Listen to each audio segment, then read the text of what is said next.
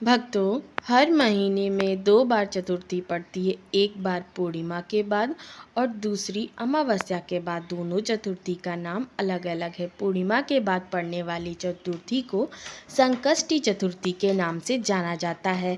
अमावस्या के बाद पड़ने वाली चतुर्थी को विनायक चतुर्थी के नाम से जाना जाता है। पूर्णिमा के बाद आने वाली चतुर्थी का विशेष महत्व है। इसे भारत के अधिकांश भाग में गणेश चतुर्थी के नाम से जाना जाता है। नवंबर माह में संकष्टी चतुर्थी 30 नवंबर 2023 को पड़ रही इस है। दिन समस्त दुखों का निवारण करने वाले संकट मोचन विघ्नहर्ता भगवान गणेश की पूजा का विशेष महत्व है। तो आइए जानते हैं संकष्टी चतुर्थी पूजा का शुभ मुहूर्त, चंद्रोदय का समय, चतुर्थी तिथि कब शुरू कब समाप्त। मगर उससे पहले वीडियो को लाइक कर दें और अगर मेरे चैनल पर नए आए हैं तो चैनल को सब्सक्राइब कर दें। साल 2023 में नवंबर माह में गणाधिप संकष्टी चतुर्थी 30 नवंबर 2023 दिन बृहस्पतिवार को है। संकष्टी चतुर्थी के दिन चंद्रोदय होगा शाम को 7:54 पर। चतुर्थी तिथि का प्रारंभ 30 नवंबर 2023 को दोपहर 2:24 पे हो रहा है और चतुर्थी तिथि की समाप्ति 1 दिसंबर 2023 को दोपहर 3:31 पर है। महत्व: संकष्टी चतुर्थी का व्रत सूर्योदय से प्रारंभ होता है और सूर्यास्त के बाद चंद्र दर्शन से समाप्त हो जाता है।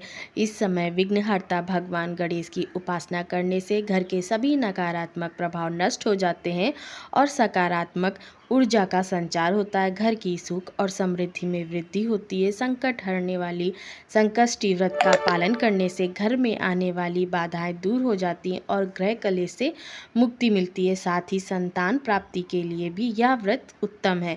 संकष्टी चतुर्थी पूजा की विधि: आज के दिन सुबह उठकर स्नान करने के बाद व्रत का संकल्प लेना चाहिए। गणेश भगवान की पूरी विधि विधान से पूजा अर्चना करें। उन्हें तिल, गुड़, लड्डू, दूर्वा, चंदन, मोदक अर्पित करें।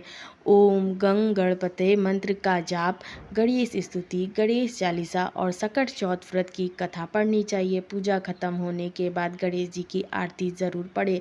रात में चांद निकलने से पहले गणेश भगवान की फिर से पूजा करें। चंद्रोदय के बाद दुग्ध से चंद्रदेव को अर्घ्य देकर पूजन करें और फिर फलाहार ग्रहण करें। संकष्टी चतुर्थी के दिन भगवान गणेश का व्रत करने से व्यक्ति की हर मनोकामना पूरी होती है। संकष्टी चतुर्थी की पौराणिक कथा: एक समय की बात है, शिव और शक्ति नदी के किनारे बैठे हुए थे। कुछ बाद माता पार्वती को चौपड़ खेलने का मन हुआ। उन्होंने शिव जी से कहा तो वो भी तैयार हो गए, लेकिन समस्या यह थी कि वहाँ कोई तीसरा व्यक्ति नहीं था जो हार जीत का निर्णय कर सके। माता पार्वती ने अपनी शक्ति से एक बालक की मूर्ति बनाई और उसमें प्राण प्रतिष्ठा कर दी। फिर उन्होंने कहा कि तुम इस चौपड़ खेल के निर्णायक हो, तुमको हार और जीत का फैसला करना है। यह होने के बाद माता पार्वती और शिव जी ने खेल प्रारंभ किया। कई बार चौपड़ का खेल हुआ जिसमें माता पार्वती ने भगवान शिव को हरा दिया। माता पार्वती ने उस बालक से खेल का निर्णय जानना चाहा तो उसने भगवान शिव को विजयी बता दिया। इससे माता पार्वती नाराज हो गईं।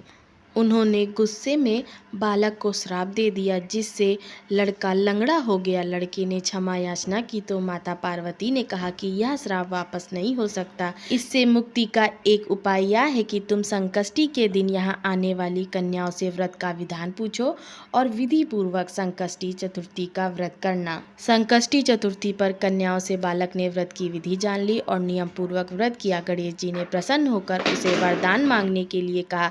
तब बालक ने माता पार्वती और भगवान शिव के पास जाने की इच्छा व्यक्त की तो गणेश जी ने उसे कैलाश पहुंचा दिया। जय श्री गणेश की।